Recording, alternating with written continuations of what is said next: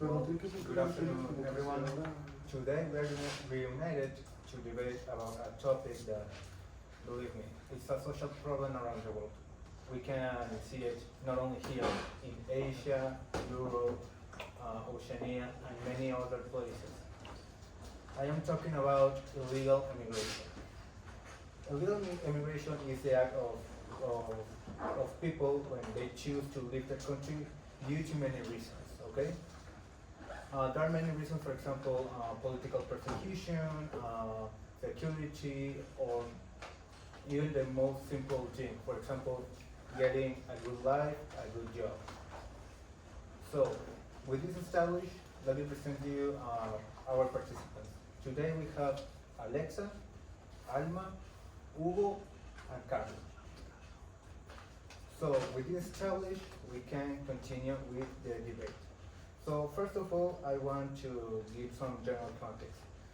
Well, we know that right now,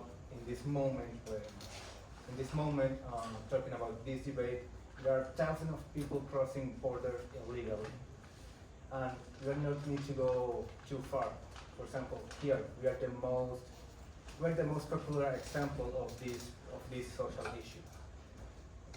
For example, the immigrants crossing the border between Mexico and the USA, right? And believe me, this issue not only affects, for example, the demography or areas like that. We can see affected, for example, security, the economical area, and many other things. My question here is more related with the economics. How this issue affect the economical area, for example, for the nation they arrive and the nation they left. Who wants to talk first? Alma? Okay, so I think that, well, first of all, it's crucial to say that they are human beings and they're wanting to look for a better life. But in the economic spectrum, they often, like illegal migrants often take jobs that most people don't want to do, like labor, agriculture, or like a cleaning job that most people are not willing to do because they are low paid, or, well, it's not like some people classify it as not dignant or like low dignity. So these people often take this because it's the only thing they have, because they don't have any documents, and this also contributes to the economy of the country that they're migrating to, because, well, it's creating jobs, and, well, it's also supporting local businesses because they have to pay like a lower salary, and, well, as they don't have any papers, they are not covered into social security, or so it's less expensive for business to hire immigrants. Anyone else? I don't think that immigrants should be coming. I think there should be done something because it's becoming a problem as the years goes on. More and more people are, for example, getting inside the USA, and they're taking up jobs. They are infiltrating the space that they don't belong there, and it's just creating a whole mess that shouldn't have to happen. Yeah, so you believe that you are not productive in the economical area? Yes. Okay. Someone else? I myself come from a lineage of immigrants. I can't be fully against it because I wouldn't be here if it wasn't for immigrants. But what I'm against is the illegal processes of immigration, because we need to stand by what the law dictates, else we're gonna get some issues regarding security, for example. Take in not only what we're talking about, the Mexican border going from Mexico to the USA, but vice versa. The entire issue with the instability in El Salvador and Central America in general came from gangs that illegally could easily cross the border from the USA to Mexico and then go down there without any issues, because it was illegal. And the MS-13 gang and the Mala Salvatrucha that derived from it came from the illegal immigration process. Vice versa, narcotraffic, that's a crisis in the USA with the fentanyl and everything, also comes from that illegal immigration. You can also argue that gentrification is a problem, which is the process of the economy going downhill. Talking about the economy as it's important, going downhill due to the local prices inflating, and when a richer set of population comes in a poorer set, and vice versa, when the poor set goes and takes the low labor, low paying jobs, then those low paying jobs affect the local economies. It affects the locals who will actually take them instead and get a good living. If I made my point true, so the legal immigration is the issue. When you're documented, however, you can avoid some of this through the social security. Which is precisely what I didn't understand in that part. You might explain, because that entire program is about keeping the level of that socioeconomic inequality stable. So, like social security, you're required to be documented for, and it's a, well, at least here in Mexico, it's a necessity for you to have, if you are hired legally, you need to have a social security. So, if you don't, in that it's expensive for the business. If you don't have any documents, the business can't give you a social security. So that's why it's less expensive for them to hire. That's what I was saying, that it's less expensive for business to hire an illegal immigrant because they don't have any papers. Therefore, they can't be backed up at social security. That is exactly the problem.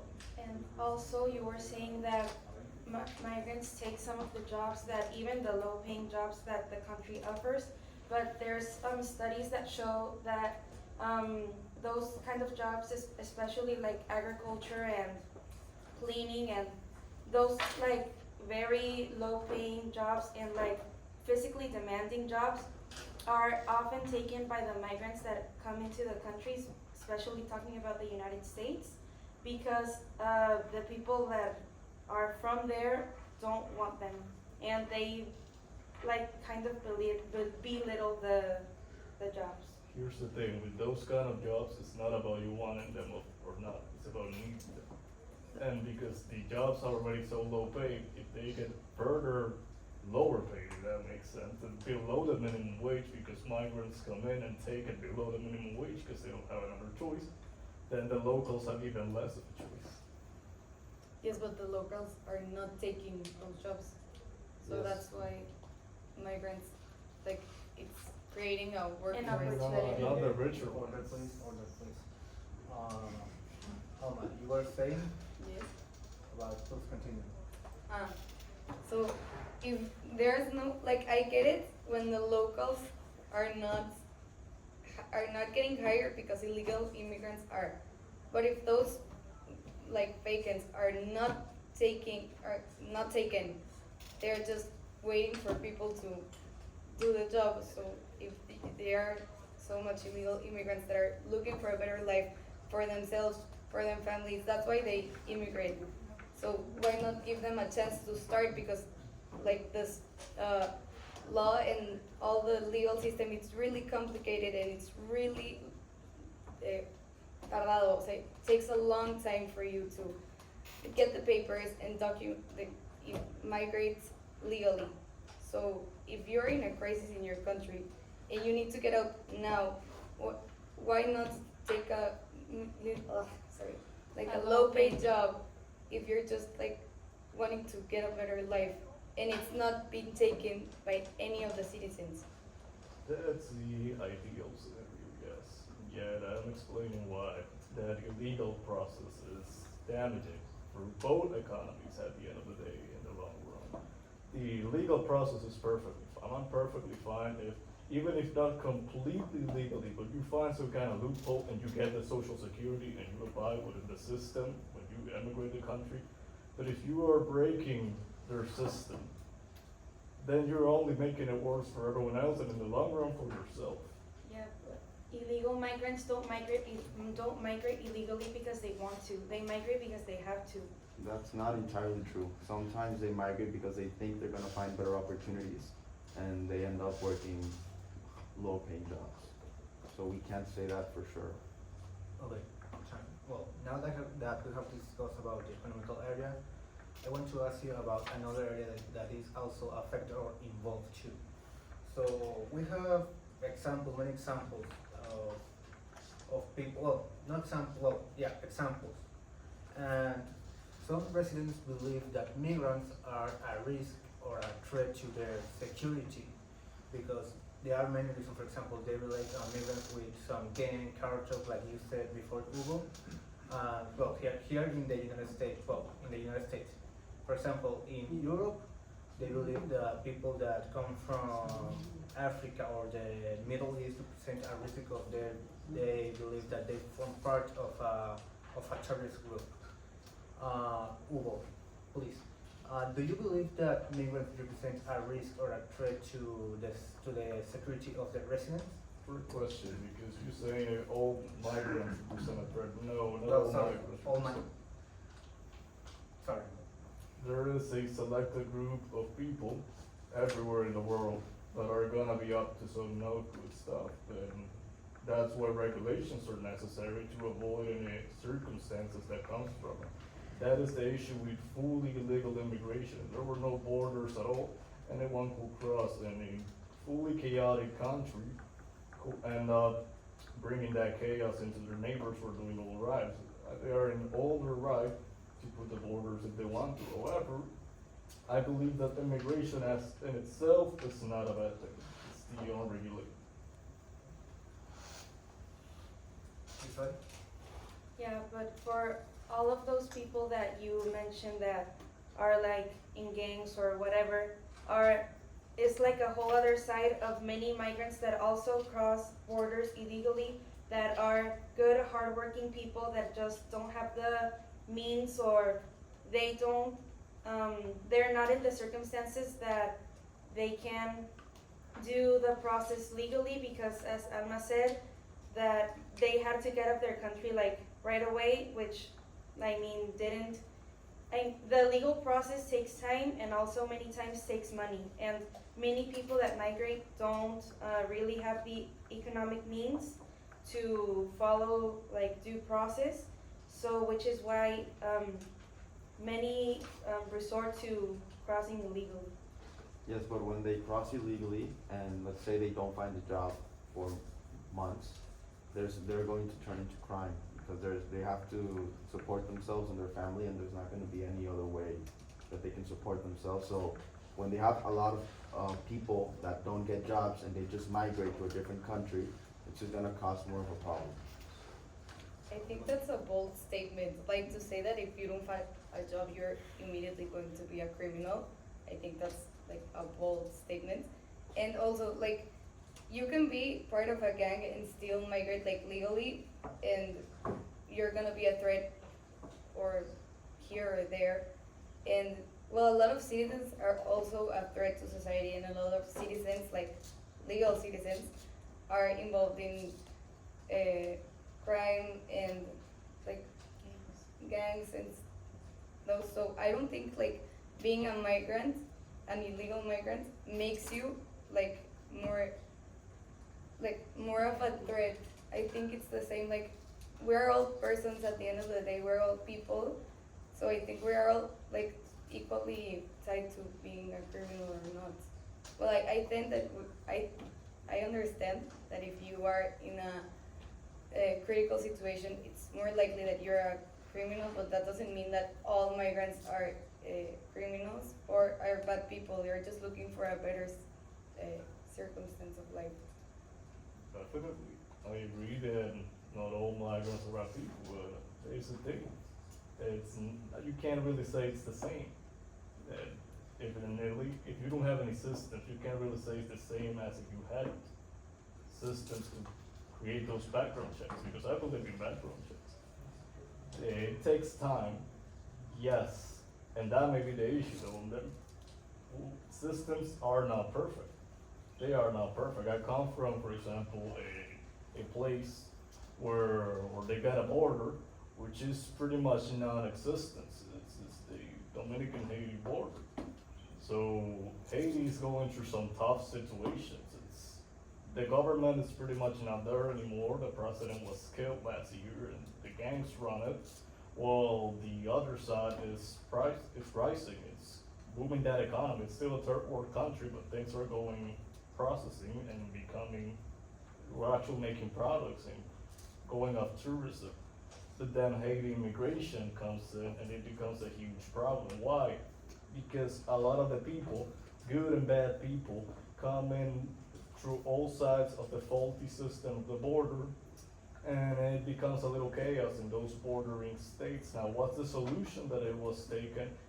Background checks in some of the more functioning borders, because I'm saying that's the problem, where the system is faulty. Well, yes, it's the same chance. You might be illegal, you might be legal, but you might be a criminal or not, doesn't matter. You gotta go past through. But if the system is actually there, and you're capable of keeping track of the identifications, and at least what the person did back in their hometown, then you actually lower a lot the chance of them being a criminal. And that's what I believe in, that you gotta take that approach. Now, this, when you say that, it will be a little bit costly, money and time wise. But I believe that it's just keeping up with the system and putting money into it to accelerate it, more than just removing it entirely. I believe that's the approach that should be taken. Can I say something? Like, I agree. Did you? Okay, I agree, but I think that right now, most of the systems are not working. Therefore, it's like, this is a crisis that it needs to be solved. Like, yes, at a future, but right now, there are a lot of people that are suffering, and right now, like, they cannot do anything because of the legal system. In most countries, it's not effective. So, yes, I agree with you that it needs to be, like, more taken account for, but right now, in this moment, it's not a possibility and it's not an option for most of the illegal immigrants. Yeah, many illegal immigrants don't have the time to wait for the legal processes to get better in the countries that they want to migrate to. So you can't, it's kind of hard to, it's a difficult situation to put them in because it's like telling them to wait for something to get better and still like they might never get the chance to get out. So if they see like that window of you need to get out now, whether you do it legally or not, I mean, I think anyone would take it because the situations that they're living in like their home countries is already bad enough. In practical terms, I in fact agree. I will honestly harbor illegal immigrants if I really convince me that they're good people, hardworking people. Definitely. In long terms, however, it's not a good idea to just take down the borders. I explained. But yeah, I don't fully disagree with the illegal immigration of some individuals. That's what I'm trying to say. I just disagree with taking down the systems entirely and allowing everyone through because of the economic harms and social harms and then the security harms that it will lead to. But it wouldn't be like taking down the borders entirely. It would just be like making the process easier or being like a more open country so that people could have the opportunity to have a better life. Not like everyone can come in and you leave and come like at any time you want. No, it's like making just like the process more like Simpler. sure. Yeah, I agree with that. You want to say something? No, I agree, so. So with this, we finish with the topic of sexuality. Now, let's talk about something else related with this. So we all know that that migrants live in all countries, right?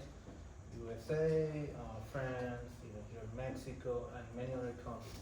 And apart from that, they live there right? They have a proper life, have a family, have kids. My question is, my question here is, how migrants can change the style of life of the new country that they arrive? Well, they Carmen, can start embracing their culture more into the country they arrive. For example, in the United States, Mexican culture is very big. It's huge because of all the migrants that are going to the United States. So they're pushing their culture on to the people that live in the United States, and they're changing the culture. In the United States now, a large portion of it is Mexican and embraces the culture. So they are actively changing the traditions and the cultures by coming in and forcing their ideologies upon the people. Well, I don't think they're forcing their ideologies. Like, I know that there's a large percentage of the population of the United States that is Mexican, but still, like the United States culture, it's spread all around the world. I think that it's just right now. I don't think that if you have like your culture set in your values, like there's no amount of people that can come into Mexico and change the culture completely. Like there are things that can be modified or like changed, but completely it's not gonna be changed. So I think it could also like like enrichment, because well now you have different countries and different perspectives, and it could make like the culture more open-minded and like. And I also believe that like mixing cultures isn't inherently a bad thing, because it just like makes every culture, not only Mexican but like Asian and many others, more like known around the world, which also leads to diminishing racism, which is obviously a good thing that we should all strive to get. So I think that like that mixture of cultures is actually enriching for the country that like many people migrate to. oh, you want to say something? Yeah, you also believe in cultural enrichment at the personal level. If you meet someone from another country, or you go on a trip and meet some new people and learn some new culture from the internet, I don't quite believe in what my partner here tried to explain, and I believe it's about cultural shock. When a huge group of people from different ethnicities start joining together in a small, relatively small space like a city, it leads to a lot of shock, a lot of infighting in there. There's examples all around the world, even here in Monterrey, with the immigration from other states, and in Haiti, in New York as well. I believe that in India, in Bangladesh, happened something similar. The problem with that is that sure it might work at first, but eventually it leads to small communities that have different levels of privileges. Mainly the locals have more privileges than the minorities. They get oppressed, and the laws are not adapting fast enough for them, and they end up fighting each other and hating each other, and culturally it starts engraving. That hate starts engraving into the culture, and in the long run it divides things. You can even have some historical evidence over it, like in the Soviet Union, or even go even back the Roman Empire. When you got people joining into groups and conflicting with each other, they tend to just divide. So yes, personal level wise, enrichment is wonderful. You open your mind. When you take it into the macro view, it's not that good. Mike. Anyone else? Okay, so to finish this debate, we have talked about the economical in different areas, 3 areas to be more specific. The economical, security, and in the last one, it's more with the culture. So And in the end, legal immigration is a topic we cannot. There are some points in favor, some or are against.